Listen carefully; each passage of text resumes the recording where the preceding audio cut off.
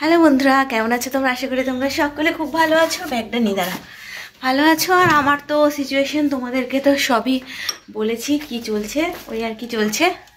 তো আজকে দুটো তো সারাদিনই ওখানেই আছে। বাবা এখন অনেকটাই স্টেবল, খুব চেল্লামিলি করছে যে কেন আমাকে ভর্তি করছিস, কেন ছুটে ছুটে এসছে। আসলে জানে, বাবাও তো জানে না যে এরকম কাজ ছেড়ে আসা যায় না, কিন্তু কিছু করার নেই। তো চেল্লামিলি করছে। রুদ্র এক্ষুনি ফোন করেছিল, বললো একটু ওয়েট করে, আর যদি কেউ আসে, আজকে অনেকেই আসার কথা হসপিটালে। আমি সেই জন্য আজকে যাচ্ছি না, আমি কালকে যাব। রুদ্র থাকলে আমাকে যখন তখনই মানে দেখতে দেবে আর কি, ঢুকতে দেবে। চিনে গেছে রুদ্রকে, তো সেই কারণে কালকে যখন সময় করে একবার আমি দেখে আসবো। আর আজকে অনেকের আসার, রুদ্রও বললো যে ধর আজকে অনেকের আসার কথাবার্তা বলা যাবে না, বলতে পারবে না, হ্যাঁ কালকে তোমাকে নিয়ে যাব। তো সেই আর কি। আর আজকে আমি একটুখানি কী করবো, একা একা ভালো লাগছে না।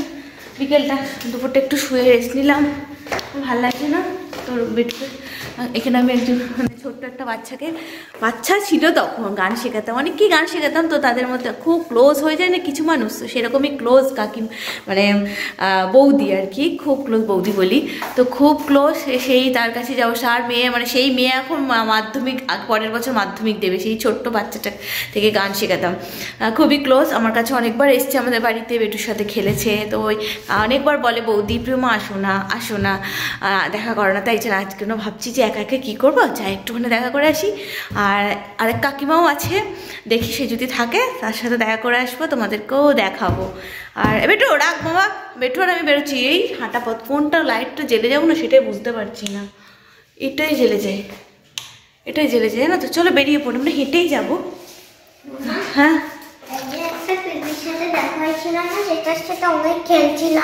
চলো দরজাটা খোলো। আর কি যেন বলতে গেলাম, আজকে সকালে কিচ্ছু করিনি, মানে এসে দেখলাম ঘরটার অবস্থা একদম খারাপ। মানে অসুস্থ হয়ে গেছিল বাবা, তো সব জামা কাপড় নোংরা, বাড়ি ঘর নোংরা। তো একজন এসে আর কি সমস্ত কিছু করে দিয়েছে, কাচাকুচি সব করিয়েছি আর কি, তাকে দিয়ে ঘর পরিষ্কার করা, সবাই তো চপ্পল খুলে জুতো পরো, এইসব করিয়েছি। চলো বেরিয়ে কথা বলছি। ও কি বলছি একটু শুনে নিই, বেরিয়ে কথা বলছি। হ্যাঁ এই যে তোমাদেরকে এদিকে দেখাও, এই যে তোমাদেরকে বললাম যে বৌদির কাছে আসছি, এই যে সেই বৌদি, মানে গান শেখাতে আসতাম। আর তার থেকেও বেশি গল্প, আর সব থেকে এই যে বৌদির হাতের ফেভারিট হচ্ছে চা।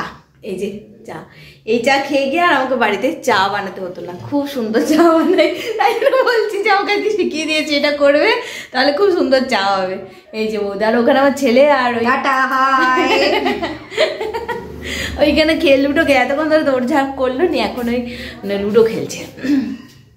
আবার দেখি আরেক কাকিমার কাছেও যাবো, থাকলে যাবো আর কি, আগে ফোন করে নেবো যে থাকে কিনা, দেখে তারপর যাবো। চল একটু চা খেয়ে নিই।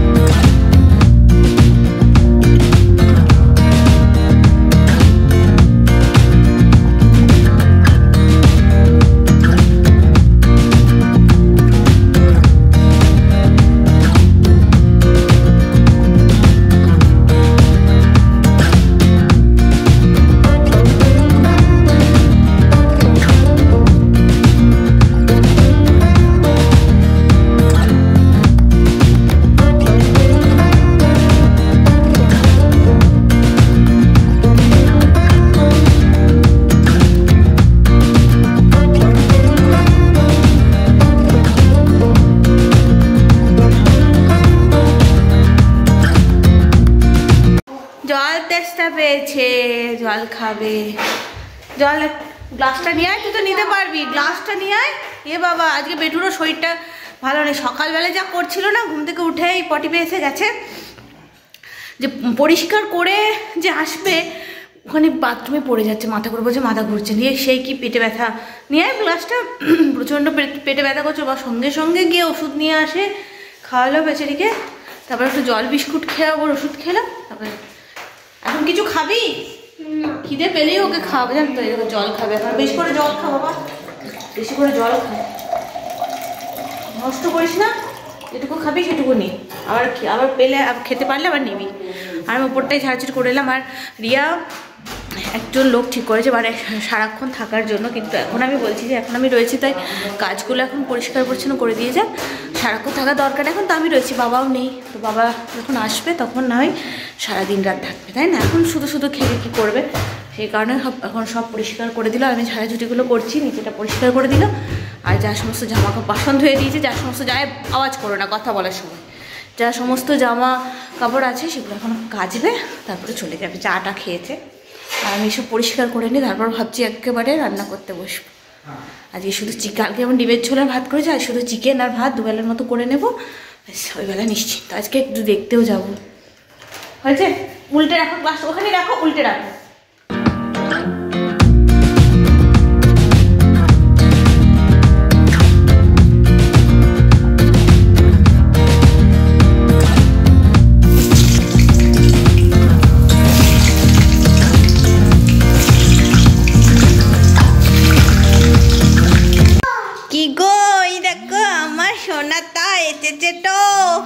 আমার সোনাটা এসেছে তো, চুল কাটু কাটু কই দেখো, চুলটা কাটু কাটু করে একটু ভালো লাগছে বেটা? হ্যাঁ, চুলগুলো কি বড় বড় হয়েছিল, চুলের ভারে আমার ছেলেটা কট্ট কট্ট হচ্ছিল। ওলে বাবা লে, বারবার লাগছে। ওলে আমার জন্য তো চুল কাটু করেছে। আচ্ছা একটু জল মুড়ি খাবে? অনেক ভিড় ছিল ওই সেই ওই পঞ্চাননতলার ওই দিকটায় গেছিলে? হ্যাঁ ওটাই। আর ফোন এসেছিল নাকি হসপিটাল থেকে? হ্যাঁ দাঁড়াও, আসছি, দাঁড়াও দাঁড়াও আসছি বলছি। এরকম ভাতও হয়ে গেছে, আর এখানে এরকম আসছি, কথা শুনছি। দাঁড়াও কি বলছে দেখি একবার, হসপিটাল থেকে কি বলছে কথা শুনে নি, তারও তোমাদেরকে বলছি। এই যে এখানে চিকেন বসিয়ে দিয়েছি, আর এখানে ভাত হয়ে গেছে, আর বেটুর জন্য এখানে একটু জল চিনি মুড়ি ভিজিয়ে রেখেছি, ওকে একটুখানি খাইয়ে দিই, শরীরটা খারাপ তো জন্য। রান্না কমপ্লিট, চিকেন আর ভাতেই যে বগল দাবা করে উঠছি, এতবার করে এখন আর উপর নিচে ওঠানামা করে অভ্যেস নেই তো, এতবার করে নিচে উপরে উঠতে পারবো না, পাগুলো খুব ব্যথা করছে। আর মেঝেগুলো কি ঠান্ডা, চপ্পল পরে আমার চপ্পল ছাড়া একদম আমি চলতে পারি না, পাগুলো একদম খুব জ্বলে যাচ্ছে একেবারে। উফ, এখানে দুটো না চপ্পল কিনে রেখে যেতে হবে। এটাকে এবারে ঘরে উঠতে ভালো একে পরিষ্কার করে দাও, কিন্তু ও যে চলে গেল, আমাকে করাতে হবে। গিজারটা অন করে দিই, গরম জলটা হোক তো তখন আবার মাথা দিয়ে, তারপরে এই 14 বার করে নিচে ওঠা করে আমার শেষ আমি। চলো আজকের মতো ভিডিওটা এখানেই শেষ করছি, খুব তাড়াতাড়ি। এখন না তোমাদেরকে বলে রাখি, ছোট ছোট করে ভিডিও দেবো 2-3 দিন, কারণ কি বলো তো, বেশি লং হলে না আমার আপলোড করতে অসুবিধা হয়ে যাবে, নেট নেই না, নেটের অসুবিধা, সেই কারণে। ঠিক আছে চলো আজকের মতো টাটা, খুব তাড়াতাড়ি আবার নতুন ভিডিওর সঙ্গে নিয়ে চলে আসবো। আমি প্রিয়মা, ততক্ষণে যেন সুস্থ থেকো, ভালো থেকো। ঠিক আছে টাটা।